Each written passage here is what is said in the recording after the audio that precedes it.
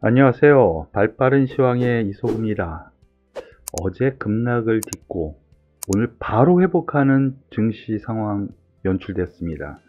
어제 쫄지 마라고 말씀을 드렸죠. 쫄지 마. 규칙적으로 움직입니다. 시장은 아직 정상적인 궤도 안에서 움직이고 있고요. 단기적인 추세 안에서 움직인다는 점에서 놓고 보면은 아직 투자할 만한 여건이 충분히 조성되고 있다는 점으로 해석하셔도 좋겠습니다. 어저께 그렇게 매도했었던 외국인이 오늘은 매수로 또 바뀌었거든요. 즉 개인의 수급도 아직까지 긍정적으로 봐도 된다는 점으로 생각하셔도 될 것 같아요. 다만 코스닥이 상대적으로 약화가 됐죠. 코스피는 오늘 어제 고점을 완전히 만회해서 0.7% 상승했는데 여기에는 오늘 외국인 매수, 기관의 매수 어느 정도 되다 보니까 대형주, 업종 대표주들이 상승해서 이런 현상이 나타났다라고 보시면 되겠습니다.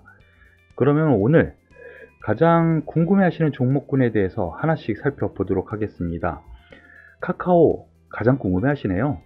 오늘 또 올라가면서 시가총액 상위 3위, 바로 3위를 유지합니다. 그리고 더 격차를 벌려나갑니다. 오늘 새로운 뉴스 특별히는 없습니다. 특별히는 없고요. 20만원 얘기가 나옵니다. 오늘 15만 9천원.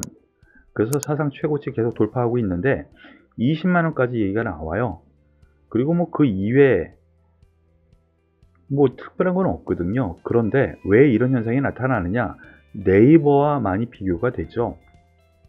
몇 번에 걸쳐서 말씀을 드렸지만 카카오는 비상장 주식, 상장 모멘텀이 있고요. 그리고 돈이 되는 사업에 아주 집중하는 경향을 보여주고 있죠. 네이버에 비해서 수익성이 좋다라는 겁니다. 그러한 점이 주가에서도 반영이 되는 흐름이 나타나는 겁니다. 이러한 점에서 카카오의 주가 흐름 보시면은요. 이제는 여기에서 들어가자 위로, 그거는 얘기를 솔직히 못하겠어요. 20만원까지 갈 수도 있겠지만은요, 제가 보기에는 제가 계속 말씀드리는 부분이 있지 않습니까? 네이버 기준으로 보시죠. 네이버가 또 뒤따라 갈 겁니다. 카카오가 또 올라가면서. 그런데 네이버가 41만원 근처 오면은 카카오도 거기에서는 비중 조절을 혹은 매도를 하시는 전략으로 말씀을 드리겠습니다.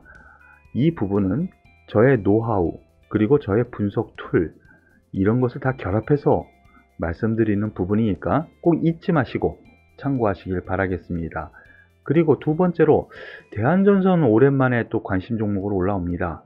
당연히 오늘 급등했기 때문에 그렇겠죠. 15% 넘는 급상승세를 나타냅니다. 특별한 이슈 없어요. 즉 많이 올랐으니까 시장에 관심을 받는다라는 정도로 생각하시면 되겠는데요. 제가 이 부분에 대해서 말씀을 드린 적이 있습니다.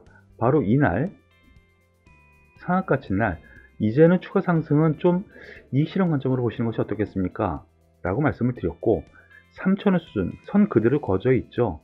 3,000원 수준에서는 일단은 단기 접근, 지지 가능성을 말씀을 드린 이후에 바로 3,700원 돌파를 합니다.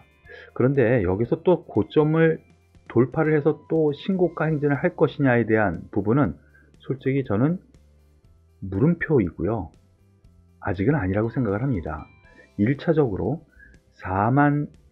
4,300원 수준 목표로 삼으시고요. 1차, 2차는 5,000원 선으로 잡으면서 좀 여기에서는 비중을 한 번, 두 번 줄이는 선으로 말씀을 드리겠습니다. 단기 접근 트레이딩 관점이라고 얘기를 하죠. 접근하실 거면 그렇게 얘기를 접근하시고요.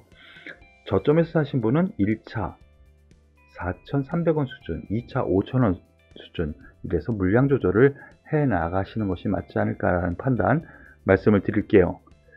그리고 진원생명과 계속 관심주로 나오고 있습니다. 물론 최근 많이 올라왔기도 했고요. 그리고 제약바이오의 대장주 역할도 하고 있기 때문이죠. 특별한 이슈가 있었느냐? 없었습니다. 오늘 보합선에 끝났는데 이거 과연 투자를 할 것인가에 대한 궁금증이 있어서 그런 것 같습니다. 지금 코로나 바이러스, 또 재유행, 변이 바이러스, 그 가운데서 mRNA 관련 국책 연구 수행, 이거에 주간 기업으로 선정됐다라는 것이 가장 큰 호재였죠. 그런데 어느 정도는 반영되지 않았나 싶어요. 어제 말씀드렸듯이요. 여기서 추가 상승은 좀 이익 실현 관점으로 보시는 것이 맞지 않을까. 뭐 한 38,000원 수준 정도까지는 가능해 보인다라는 점. 그렇다면 여기서 신규로 진입하기에는 좀 부담스럽다라고 저는 의견을 제시해 드리겠습니다. 그리고 대우건설에 대해서 많이 궁금해 하시네요. 오늘 9% 넘는 상승세를 보여줍니다. 대우건설. 그런데 다른 이슈가 있느냐라는 부분에서 보면 뉴스는 그닥 큰 건 없어요. 큰 건 없어요. M&A 때문에 관심이 많고 최근 많이 올라온 것으로 보여지거든요. 그런데 대우건설 최저 입찰가 주당 9,500원. 이 뉴스는 호재가 아니에요. 지금 9,000원이죠. 8,950원. 9,500원인데 뭐 만원 부르는 데도 있다. 약 2조 원 수준으로 하면 만원 넘길 수도 있다. 이렇게 얘기를 하고 있는데요. 예, 경험상 이렇게 M&A 할 때 경영권 프리미엄이라는 것이 있거든요. 그거 한 30% 정도 붙여줍니다. 그럼 현재 가격에서 30% 보시면은 9,000원이라고 생각하고 30%면 12,000원 정도 되죠. 예. 근데 만원에 매각해? 11,000원에 매각해? 그렇게 큰 메리트는 없어 보여요. 즉, 제가 생각하기에는 한 만원 선을 목표가로 한번 보시고 만원 넘으면은 이익 실현 관점으로 보시는 것이 맞지 않을까라는 판단이니까 꼭 기억하시길 바라겠습니다. 그리고 하이브, 예, 방탄소년단 축하 또 해줘야죠. 예, 오늘도 5% 넘으면서 사상 최고치 또 돌파를 합니다. 신규주라서 뭐 사상 최고치 하면은 또 좀 애매할 수도 있겠지만은요. 하지만 최근에 연일 상승세는 뭐 대단합니다. 이슈는 BTS 빌보드 4주 연속 1위. 어우, 대단한 것이죠. 예, 우리나라에서 최초고요. 4주 1위도 최초고 4주 연속도 최초고 계속 기록을 깨 나가고 있는데요. 그러므로 인해서 하이브 수혜 분명히 받습니다. 예, 그러면서 지속적인 상승세 나오고 있어요. 여기에서 추가 상승 가능해 보입니다. 그런데 언제 이 1위 벗어날지 그거에 대한 부분이 이 주가에는 아주 중요한 요소가 되었어요. 5주 연속이 될 것인가? 그러면 한 번 더 올라갈 수 있겠지만은요. 4주에서 멈추면서 2위로 떨어지거나 그 아래로 떨어진다면 주가는 한 번 좀 매물세를 세게 받을 수 있다는 점을 생각하셔야 됩니다. 그래서 추가 매수 관점 혹은 위로 매수 관점은 좀 부담이에요. 예, 가진 사람들의 보유한 사람들의 몫이라고 생각하시고 앞서 말씀드린 이 빌보드 차트의 순위 그것에 촉각을 기울이시고요. 여기에서부터는 한 번 더 급등이 온다면 이익 실현 관점으로 보시는 것이 맞지 않을까라는 판단 말씀을 드리겠습니다.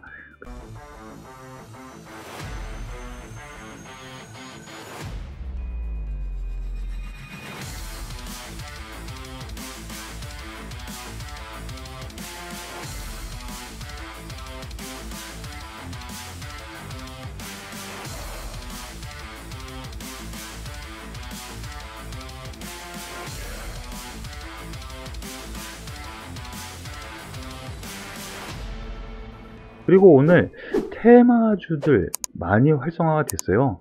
그런데 굵직굵직한 테마가 좀 있었네요. 하나씩 보도록 하겠습니다. 일단 철강주들이 오늘 오랜만에 올라왔어요. 2분기 실적 호조 전망, 바로 이것이 이슈였는데요. 최근 많이 떨어졌죠. 보시면은 동국제강, 대장주 역할을 했었던 동국제강 4월 말을 기점으로 지금 근 2달 동안 조정을 보였습니다. 그런데 이제 2분기 실적 발표 다가오죠. 중국 철강 가격 아직 하방 압력 받고 있지만 원자재 센티멘탈 부담으로 작용을 했기 때문이에요. 물론 중국도 그렇고요. 하지만 북미, 유럽 철강 가격은 중국과 다르게 상승세를 보여주고 있고 수급 자체가 타이트하다는 점, 그리고 철강 산업에 대한 구조개혁이 되고 있는데 이것은 오히려 추후에는 상승 모멘텀으로 작용할 수 있다는 것이거든요. 그러므로 인해서 동국제강 6% 상승합니다. 저점은 잡은 것 같아요. 이제 관심을 기울이셔도 되지 않을까 라는 판단. 오늘은 차트로 보면은 현대제철이 좀 더 좋아 보이네요. 포스코까지 한번 보죠. 현대제철이 상승폭은 동국제강보다는 낮지만 위치상으로는 좀 더 나아 보이고요. 여기에 포스코 강판 오히려 긍정적인 요인을 보여줍니다. 여기에 포스코 강판 지난 4월 말부터 5월에 있었던 후발주 개념의 급등세, 원자재 가격 급등세 때문이죠. 대장주 역할을 또 했었어요. 중소형 철강 종목에서는요. 그런 점에서 놓고 보면은 오늘 12% 급등 마감했는데요. 역시 긍정적으로 볼만한 요건 있어 보입니다. 거기에 세아바이오스틸 같은 맥락의 중소형 철강주죠. 오늘 6% 올라갔는데요. 이렇게 전반적으로 철강주의 테마 형성 긍정적으로 보셔도 되겠다라는 점 말씀을 드리겠습니다. 그리고 메타버스 관련주, 메타버스 많이 들으셨죠? 그런데 이 메타버스 관련주들이 오늘 급등세를 보여줍니다. 선익시스템 그리고 옵티시스라는 종목이 대장주 역할을 하면서 상한가까지 진입을 했거든요.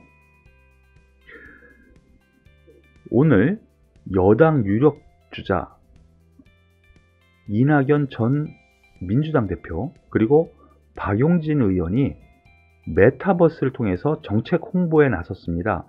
이러므로 인해서 메타버스가 또 이슈화가 됐죠. 그러므로 인해서 그 대장주 역할을 했었던 옵티시스가 상한가 마감했고요. 그 다음 방금 전에 보셨었던 선시스템 16%의 상승세를 보여줬습니다. 앞으로 메타버스 관련해 가지고 여전히 이 성장성에 대한 이슈가 계속 나올 거예요. 조정 시에는 매수 관점 유효하게 접근하셔도 되겠다라는 점 말씀을 드리겠습니다. 그리고 오늘 자동차 대표주가 전반적으로 자동차들이 상승했거든요. 이달 말 6월이죠. 종료 예정이던 승용차 개별 소비세를 그동안 30% 인하했었어요. 그런데 연말까지 연장한다는 소식이 있었어요. 그런데 이 부분은요, 한번 나왔었어요. 오늘 결정이 된 거고 한번 나왔었어요. 그래서 상승을 했거든요. 그러니까 소위 재탕하는 흐름이기는 합니다. 그런데 이 뉴스텝에 올랐다라기보다는요, 삼성전자, SK하이닉스 이들 종목은 약세가 된 가운데 자동차 전반적으로 상승세를 이루는 순환매가 일었다고 보시는 것이 맞지 않을까라는 판단이에요. 현대차 오늘 3.4% 상승을 하고요. 기아차 2.7% 거의 같은 맥락이에요. 현대모비스 위치도 거의 비슷하죠. 기아가 제일 나아 보입니다. 다만 여기에서 현대위아 최근의 상승세는 가히 대장주라고 할 수가 있어요. 오늘 10만원 넘는 6% 상승이 나왔는데 이미 이 종목은요, 지난주부터 상승 출발을 했습니다. 9만원 아래에서. 그러니까 대장주를 현대위아로 놓고 보시고 자동차주에 대해서는 순환매 관점에서 이따 바닥을 잡았고 앞으로 좀 더 올라갈 가능성을 염두에 둔, 즉 저점 매수 관점으로 볼만한 요건이 되지 않은가라는 판단이니까요. 이 부분 참고하시길 바라겠습니다. 오늘 발빠른 시황은 여기서 마무리 짓도록 할게요. 수고하셨습니다.